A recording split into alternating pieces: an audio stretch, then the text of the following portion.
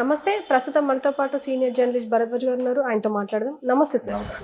Sir Chandrababu Naidu and Lokesh ఇద్దరు అంటున్నారు ఒక మాట ఏంటంటే జగన్ విడుదల చేసిన మేనిఫెస్టో అసలు మేనిఫెస్టోనే కాదు. ఆయన విడుదల చేసినది అది లే రాజీనామా లేఖ అని చెప్పేసి అంటున్నారు. అసలు మీరేమంటారు? రాజీనామా లేఖ అప్పుడే ఇవ్వడు ఆయన.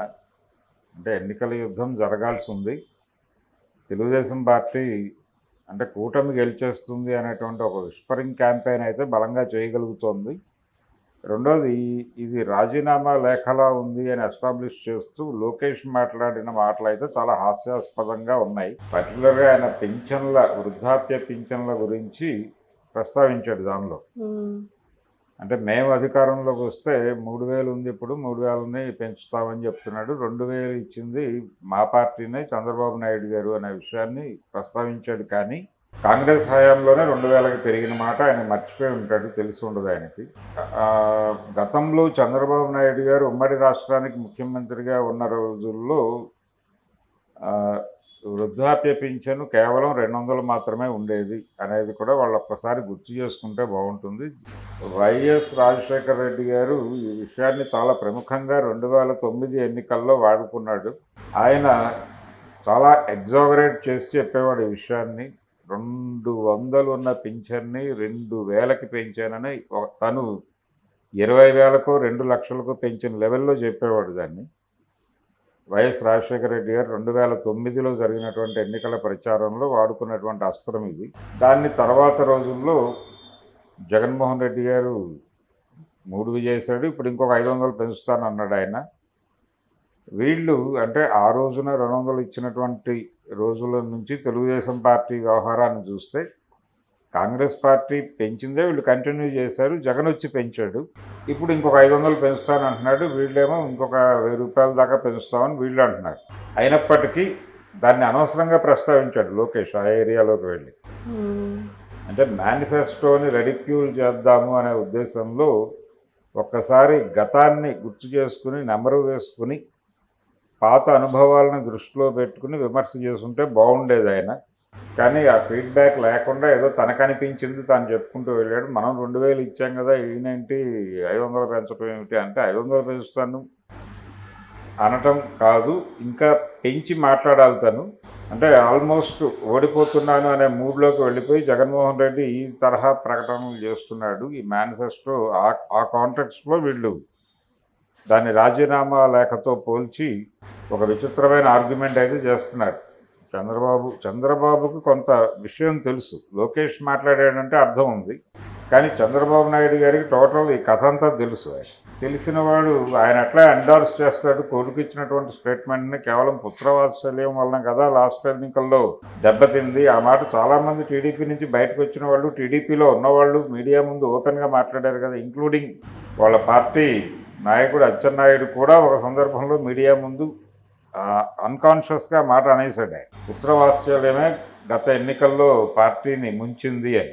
మళ్ళీ ఇప్పుడు కూడా ఆయన ఇచ్చినటువంటి ప్రకటనలు ఈయన భుజానేసుకుంటే మళ్ళీ బూమరాంగ్ అయ్యేటువంటి ప్రమాదమే ఉంటుంది. అందుకని కొంచెం ముందు వెనకాల చూసి ఆయన మేనిఫెస్టో ఆయన రిలీజ్ చేశాడు. ప్యారలల్గా మీ ప్రోగ్రామ్ ఏమిటి, మీరేం చెప్పబోతున్నారు ప్రపంచానికి, ఎందుకు కూటమికి ఓటు వేయాలి అంటే మీరేం చెప్పబోతున్నారు అనేటువంటి విషయం మీద కొంచెం క్లియర్గా ప్రపంచానికి అర్థం చేయిస్తే సరిపోతుంది. విమర్శ చేయటం ద్వారా ప్రచారం క్రియేట్ చేసుకోగలము అనేది చంద్రబాబు నాయుడు గారు మొదటి నుంచి నమ్మిన సూత్రం అది. అంటే తను ఏం చేశాడో చెప్పుకోవటం ద్వారా ప్రజల్లో ఒక నమ్మకాన్ని కలిగించి ఇంత చేసిన వాడు ఇంకొంచెం చేస్తాడేమో అనేటువంటి హోప్ని క్రియేట్ చేసి దాని మీద గెలవాలనేమో జగన్మోహన్ రెడ్డి ప్రచారం చేసుకుంటున్నాడు. వీళ్ళ దగ్గర చెప్పుకోవడానికి ఏమీ లేదు అనేది ఆల్రెడీ ఎస్టాబ్లిష్ అయిపోయింది. గత చరిత్ర లేదు. గత చరిత్ర చెప్పుకోవడానికి ప్రయత్నం చేస్తే ఇలాంటి వైఫల్యాలు దొరుకుతాయి. మేమే కదా పెంచింది 2,000కి, ఇలాంటి వైఫల్యాలు రాంగ్ న్యూస్ ప్రపంచానికి తెలియజేసే ప్రయత్నమే చేస్తారండి. అది చంద్రబాబు అయినా లోకేష్ అయినా. సో ఇప్పటికైనా ఆ తప్పు దిద్దుకునే వాళ్ళు తాము ఏం చేయబోతున్నాం, గతంలో చేయలేకపోవడానికి ఉన్నటువంటి కారణాలు ఏమిటి అనే దాని మీద ఒక పాజిటివ్ ప్రోపగాండాలో పెడితే టీడీపీకి కొంత మైలేజ్ వచ్చే ఛాన్సెస్ ఉంటాయి. ఎప్పటికీ ఆయన యాక్టివ్ అపోజిషన్ అనేటువంటి ఒక ఫార్ములా ఉంది చంద్రబాబు దగ్గర. పూరి జగన్నాథ్ దగ్గర యాంటీ క్లాక్ వైజ్ హీరోయిజం అనేటువంటి ఒక ఒక ఫార్ములా ఉంటే ఉమ్, చంద్రబాబు నాయుడు గారి దగ్గర యాక్టివ్ అపోజిషన్ అనేటువంటి ఒక ఫార్ములా ఉంది. ఈ ఫార్ములా తప్పు అని ఆయనకి 89లోనే ఎన్టీ రామారావు గారు చెప్పినప్పటికీ ఈయనకి బుద్ధి రాలేదు. ఇప్పటికీ ఆ యాక్టివ్ అపోజిషన్ అనే ఫార్ములానే వాడుతున్నాడు. 89 ఎలక్షన్స్లో ఓడిపోయినప్పుడు, టీడీపీ ఓడిపోయినప్పుడు రామారావు గారు ప్రతిపక్షంలో కూర్చోవాల్సినటువంటి పరిస్థితి. ఆ టైంలో యాక్టివ్ అపోజిషన్ అనేటువంటి తన ఫార్ములాని చెప్పాడు ఆయనకి. ఆయన రిజెక్ట్ చేశాడు, వద్దన్నాడు. వద్దు, మనం ఇష్యూస్ క్రియేట్ చేయొద్దు. ప్రజలు కనుక వాళ్ళు నిజంగానే ఈ ప్రభుత్వం వలన బాధలు పడి రోడ్డు మీదకి వస్తే వాళ్ళు పక్కన నిలబడదాం. తద్వారా వాళ్ళు మనని గుర్తించి అక్నాలెడ్జ్ చేసి మనకు ఓట్లు వేస్తారు, వచ్చే ఎన్నికల్లో గెలుస్తాం. ఈ లోపల మన పనులు మనం చేసుకుందాం, మీ పనులు మీరు చేసుకోండి. ఎవరు ఎక్కువ హైరాణ పడి ఆవేశపడి మీ కెరియర్లు పాడు చేసుకోకండి, మీ వ్యాపారాలు పాడు చేసుకోకండి. నేను కూడా ఇది గ్యాప్ నా కోసమే వచ్చింది అనుకుంటున్నాను. నేను 3 సినిమాలు చేసుకుంటాను రాజకీయాల్లో ఉంటూనే అని చెప్పాడు. ఆ 5 ఏళ్లలో ఆయన 3 సినిమాలు యాక్ట్ చేశాడు. సమ్రాట్ అశోక, తర్వాత శ్రీనాథ కవి సార్వభౌమ, మేజర్ చంద్రకాంత్ 3 సినిమాలు చేశాడు ఆయన. సో అది రామారావు గారు ఉన్నాడు కాబట్టి చంద్రబాబు గారు ఆ ప్రపోజల్ వరకు మాత్రమే చెప్పి ఆగిపోయాడు. మొత్తం డిజైనింగ్ అంతా ఎన్టీఆర్ తను అనుకున్న పద్ధతిలో డిజైన్ చేసి మొత్తానికి పార్టీని 5 ఏళ్లలో అధికారంలోకి తీసుకొచ్చాడు ఆయన. మళ్ళీ 94 ఎన్నికల్లో టీడీపీ గెలిచింది. కానీ ఆ ఫార్ములా మీద చంద్రబాబుకి నమ్మకం లేదు. గెలుపు సాధించినటువంటి ఫార్ములా మీద కూడా నమ్మకం లేదు. తను నమ్మిన యాక్టివ్ అపోజిషన్ పద్ధతినే నమ్ముతున్నాడు. అది ఎప్పుడూ కలిసి రాలేదు ఆయన. ఈసారి ఎన్నికల్లో కూడా కలిసి వచ్చే అవకాశం కనిపించట్లేదు. ఆ యాక్టివ్ అపోజిషన్ అనే ఒక విపరీత ధోరణితోనే ఆయన ఈ రోజున వైసీపీ మేనిఫెస్టో అది జగన్ రాజీనామా లేఖ అని మాట్లాడుతున్నాడు. అంతకు మించి వేరే రీజన్ ఏం లేదు. దెబ్బతింది ఆ మాట. చాలామంది టీడీపీ నుంచి బయటకు వచ్చిన వాళ్ళు, టీడీపీలో ఉన్నవాళ్ళు మీడియా ముందు ఓపెన్గా మాట్లాడారు కదా, ఇంక్లూడింగ్ వాళ్ళ పార్టీ నాయకుడు అచ్చెన్నాయుడు కూడా ఒక సందర్భంలో మీడియా ముందు అన్కాన్షియస్గా మాట అనేసాడు. ఆయన ఉత్తరవాస్ట్రేలియామే గత ఎన్నికల్లో పార్టీని ముంచింది అని.